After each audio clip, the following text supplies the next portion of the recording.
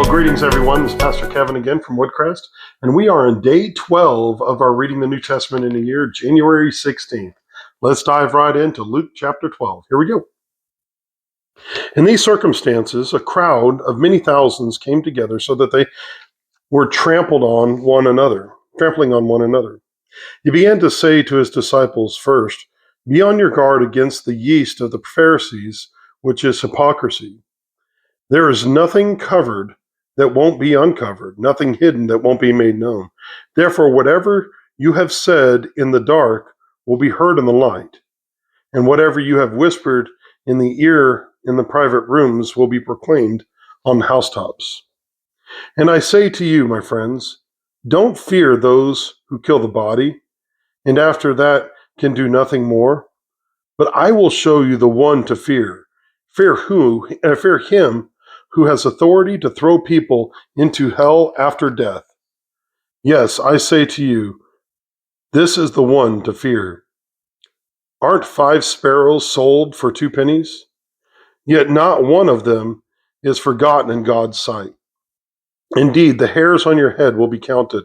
Don't be afraid if you are worth more than many sparrows. And I say to you, anyone who acknowledges me before man, the Son of Man will also acknowledge him before the angels of God. But whoever denies me before men will be denied before the angels of God. Anyone who speaks a word against the Son of Man will be forgiven. But the one who blasphemes against the Holy Spirit will not be forgiven. Whenever they bring you before the synagogues and rulers and authorities, don't worry about how you should defend yourself or what you should say, for the Holy Spirit will teach you that very hour what must be said. Someone from the crowd said to him, Teacher, tell my brother to divide his inheritance with me. Friend, he said to him, who appointed me a judge or arbitrator over you?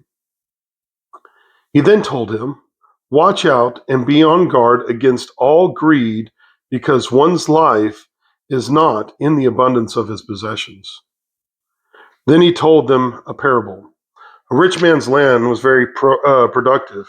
He thought to himself, what should I do, since I don't have anywhere to store my crops? I will do this, he said. I will tear down one of my barns and build a bigger one, and store all my grains and all my goods there. Then I'll say to myself, I have many goods stored up for many years. Take it easy, eat, drink, and enjoy yourself.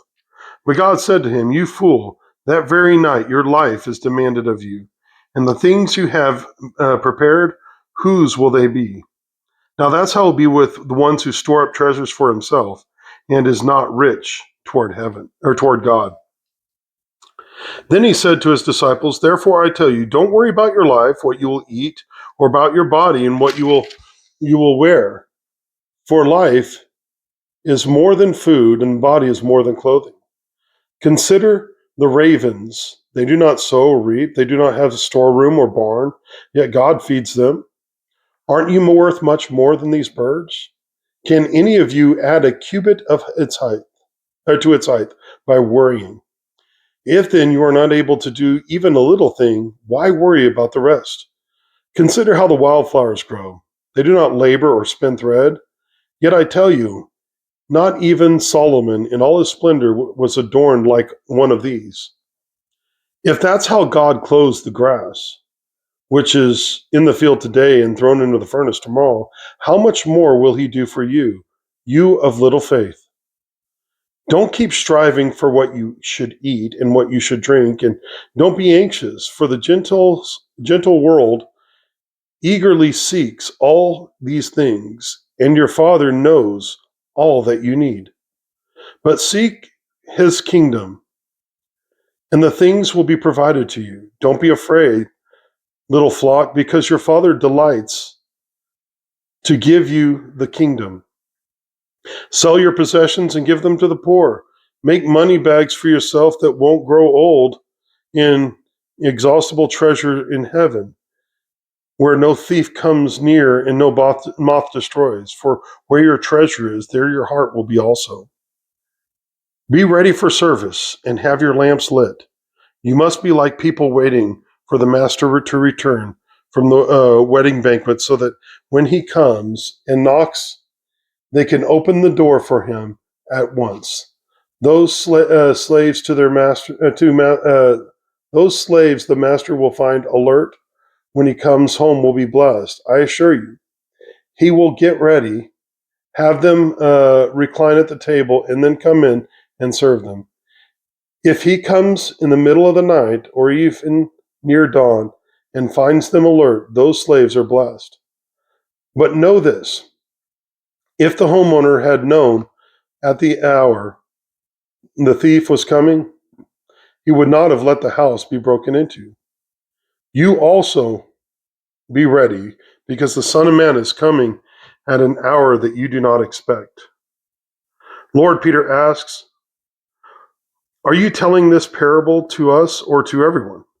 The Lord said, Who then is the faithful and the sensible manager of his master will put in charge of the household servants to give them their allotted food in proper time? That slave whose master finds him working when he comes will be rewarded. I tell you the truth, he will put him in charge of all his possessions.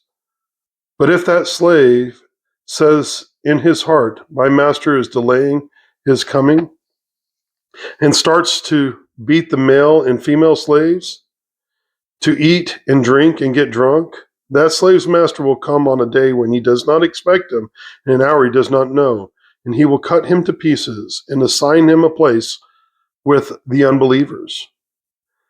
And that slave who knew his master's will and didn't prepare himself to do it will be severely beaten. But the one who did not know and did things deserving of blows will be beaten lightly. Much will be required of everyone who has been given much, and even more will be expected of the one who's been entrusted with more. I came to bring fire on earth, and how I wish it were already set ablaze. But I have a baptism to be baptized with, and how it consumes me until it is finished. Do you think I came here to give peace to the earth? No, I tell you, but rather division. From now on, 5 in one household will be divided, 3 against 2 and 2 against 3. They will be divided, father against son and son against father, mother against daughter, daughter against mother, mother-in-law against her daughter-in-law, and daughter-in-law against her mother-in-law. He also said to the crowds, when you see a cloud rising in the west, right away you say, a storm is coming, and so it does.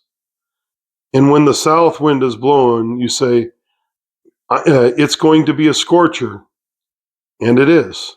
Hypocrites, you know how to interpret the appearance of the earth and the sky, but why don't you know how to interpret this time? Why don't you judge for yourselves what is right? Are you going with your adversary to the ruler? Make an effort to settle with him on the way. Then he won't drag you before the judge. The judge hand you over to the bailiff, and the bailiff throw you in prison. I tell you, you will never get out of there until you paid the last cent. All right, friends, a little dark. It's a lot of judgment in Luke, but we've made it through Luke chapter 12. We'll see you next time.